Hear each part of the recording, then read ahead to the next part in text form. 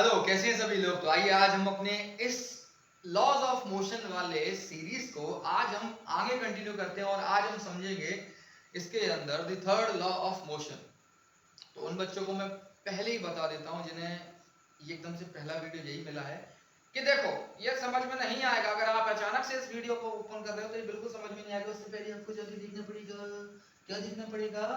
इससे पहले जो दो वीडियोस हैं लॉ ऑफ मोशन के, वो देखने पड़ेंगे। तो आप जाके टाइप कर सकते हैं या आप इस चैनल पर जाके देख सकते हैं। अभी तो नए कुछ ही वीडियोस डले हुए हैं, पहले जाके उन्हें देखें और उसके बाद इस वीडियो को आगे कंटिन्यू करें। तो ये चीजें आपको बहुत अच्छे से समझ में आएंगी, नहीं तो सारी की सारी बाउंसर जाएंगी, क्योंकि फिर मैं गुमराह हो जाऊंगा और आप गुमराह हो जाएंगे। इसीलिए क्या करना है, गुमराह ना होने से पहले पहले उन दोनों वीडियोस को देख लेना है, जिससे कि ये चीजें समझ में आए।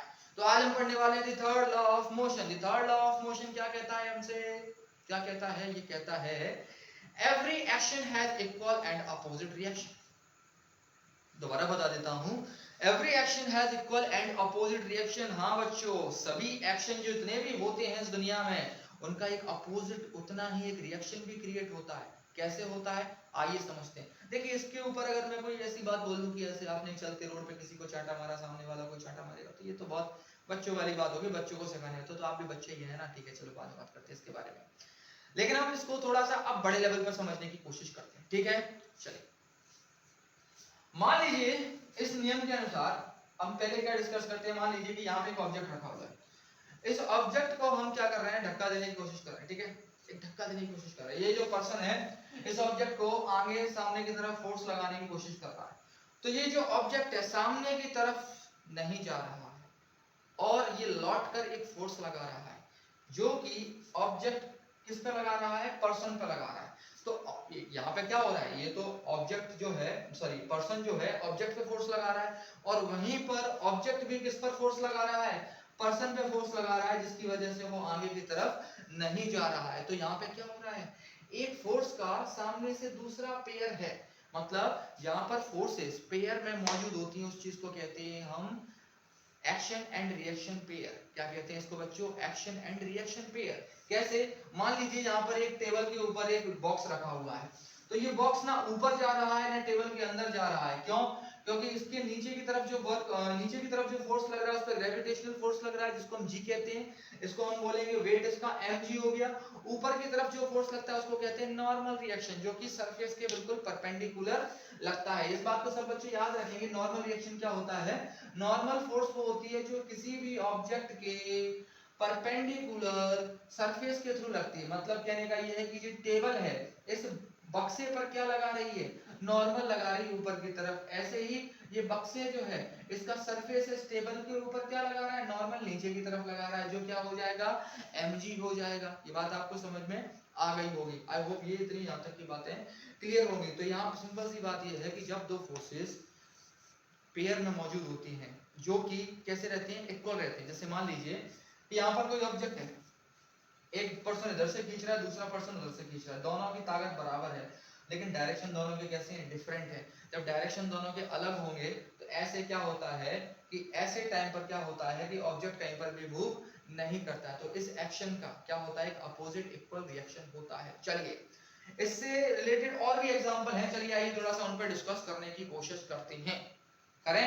सबसे पहले मान लीजिए अब एक क्या मान लीजिए एक बंदूक चलाने वाले हैं। ठीक है, अच्छा गन बंदूक चलाने का तो शौक होगा तुमको। हाँ ठीक है, चलो।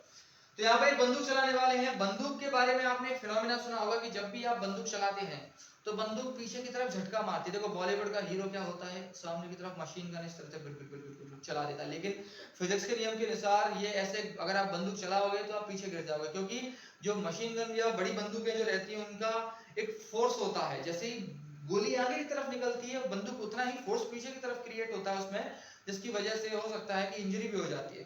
तो ऐसा बोला जाता है कि जो गन होती थी पहले के टाइम पर, वो हमेशा शोल्डर से एकदम अटैच करके एकदम चिपका के चलाई जाती थी। अगर उसे दूर रख के चलाएंगे तो वो झटका खा के हमारे शोल्डर में पड़ेगी और हमारा शोल्डर जो होता है वो डिसलोकेट भी हो सकता है, मतलब यहाँ से कंधा उतर भी सकता है। तो इसीलिए जो दिखाया जाता है मूवीज में, उससे इन्फ्लुएंस होकर कोई काम ना करे, वरना हो सकता है कि तुम फिर, हाँ समझ रहे हो ना, हॉस्पिटल में मिलो।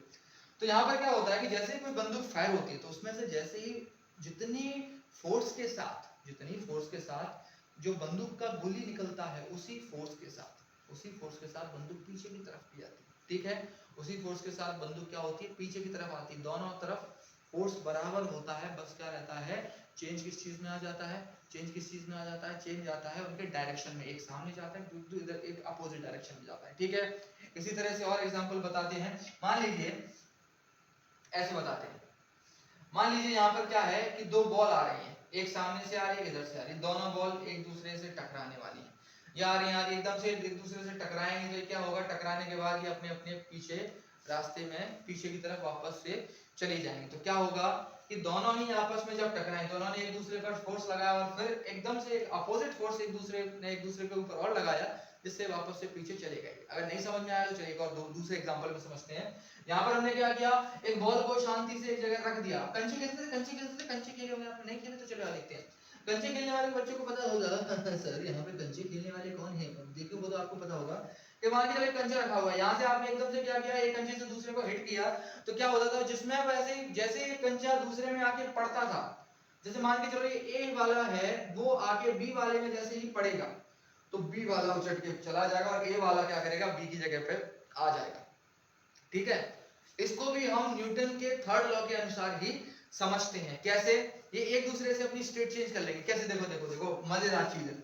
जैसे ही गया, ये मोशन करता हुआ गया, वो रेस्ट पे खड़ा है, तो एकदम से उसमें पड़ेगा, वो मोशन करने लगेगा, ये रेस्ट पे खड़ा रह जाएगा, देखा है। तो मतलब ये है कि एक दूसरे से अपनी स्टेट को क्या कर लेते हैं, चेंज कर लेते हैं। तो यही है न्यूटन के थर्ड लॉ ऑफ मोशन, जिसके अंदर हमें बताया जाता है कि जो फोर्सेस होते हैं वो एक दूसरे को क्या करते हैं, कैंसिल आउट करते हैं, पेयर में रहते हैं, अपोजिट डायरेक्शन में रहते हैं। इसीलिए कहा जाता है every action has equal and opposite reaction.